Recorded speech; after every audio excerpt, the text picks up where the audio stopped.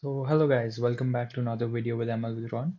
And in the previous video, we discussed about variables and data types. So in today's video, we're going to be discussing about arithmetic operators in Python. All right.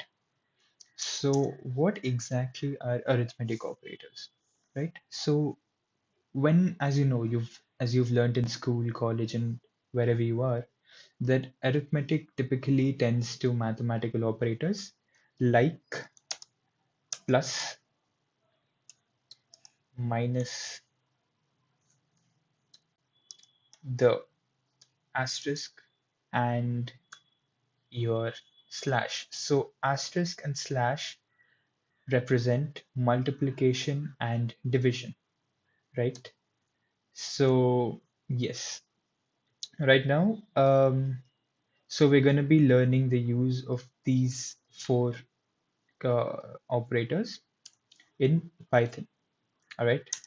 So so right now, first we'll go on with plus. So what exactly does plus symbolize? Addition, right? So when we add two things, we get the sum of them, correct? And that is symbolized by the plus. So right now let me show you a very basic arithmetic operation using sum. That is the addition operator. So we will assign a variable called sum. As you know, right now the variable is empty. So if I currently print sum, I don't get anything because it is a built-in function, right? So let us say I make another thing called minus. I get an error because minus has not been defined yet. So right now it is a null value. There is nothing there.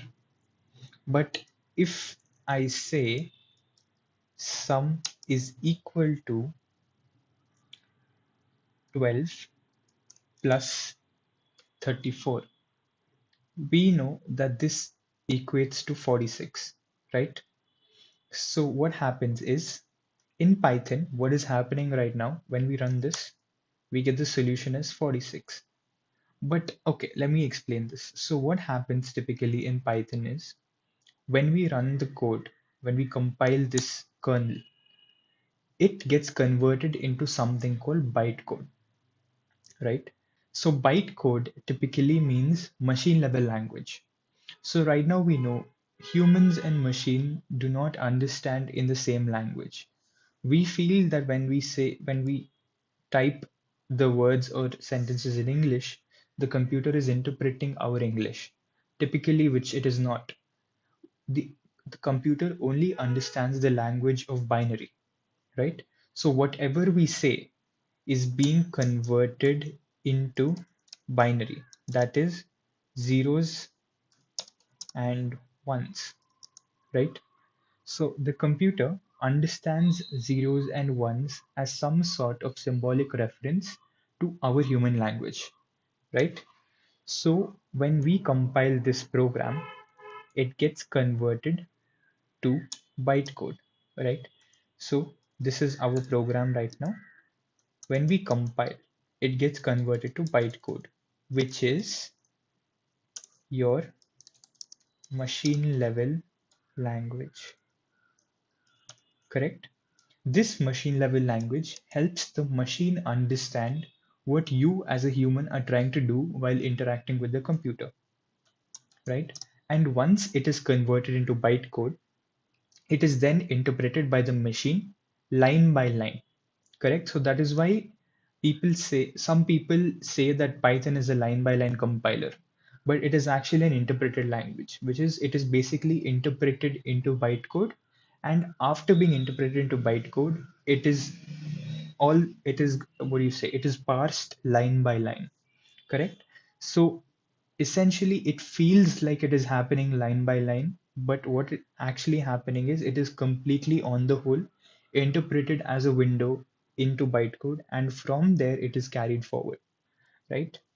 So that is how we get our output in Python, correct? So this is the basic understanding of how a Python code works, right? And this is binary is the language in which the computer understands what we are saying, and this typically does this addition, right? So I bet you've understood this is pretty easy. So let us say minus is again 30 minus 20, print minus, we get 10. Now the same thing we do product. Product is equal to 30 into 20, 600. We should get 600, correct? Now the same thing when we do division, 30 divided by 2,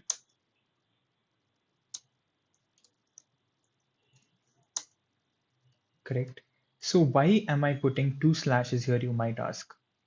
So a single slash in Python stands for an escape sequence, an escape character, correct? So as you know, maybe when you see in your computer, let us say you have a game.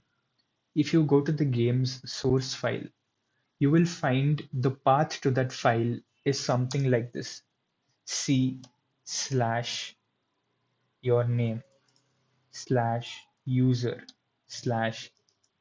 So what is slash here? Slash is your escape sequence. So in Python, we add a second slash which depicts that it is a division operation, right? So that is what is happening. Now, apart from the four of these, I bet you've understood the four of these. So apart from these four, there is one more arithmetic operator called the remainder, right? How do you calculate a remainder? That is where we use the modulus symbol, correct? So the percentage. So when we say, let us say we want to find the remainder of 4 divided by 2.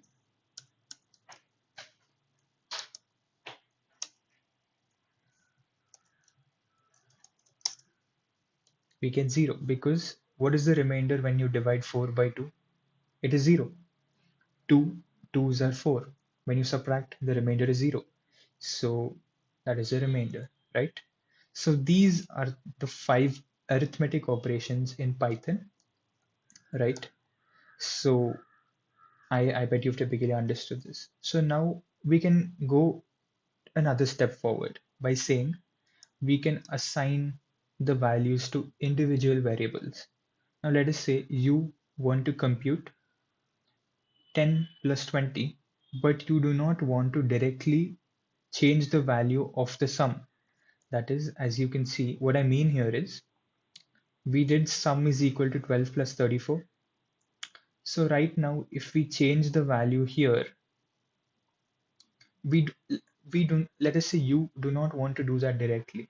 You want to indirectly change the value and then you want to compute sum, right?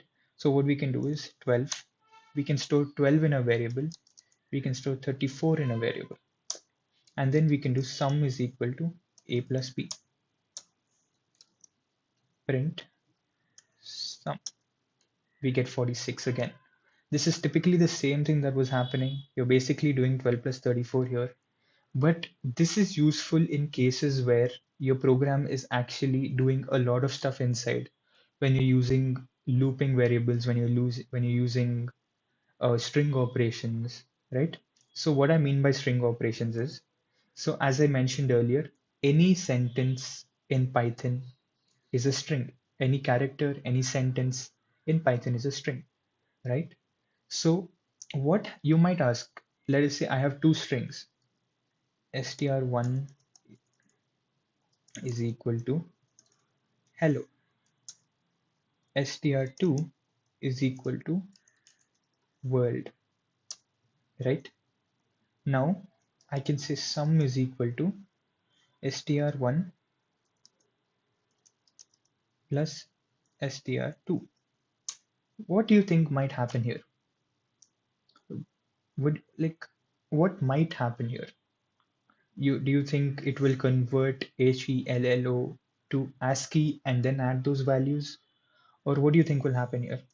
Let's see. Print sum. we get hello world joined together. Now, why is this happening? This is happening because there is an operation called concatenation in Python. What is concatenation? Joining two strings and making them one. That is concatenation. Now, to give you a better example, let us say str1 is equal to, you have a name, Abraham, right? As I mentioned, every string should be enclosed in double quotes. Str2 is equal to Lincoln. Sum is equal to,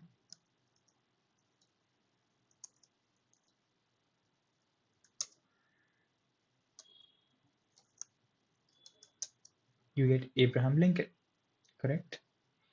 So what if we want to separate them by a space? You can do this. str1, separate them by a white space, and print str2. You get a space in between, right? So this is the addition operation in strings.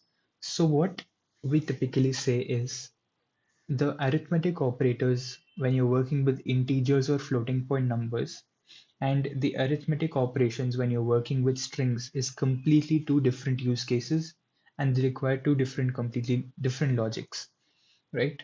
So I will make a video separately for string handling. Okay.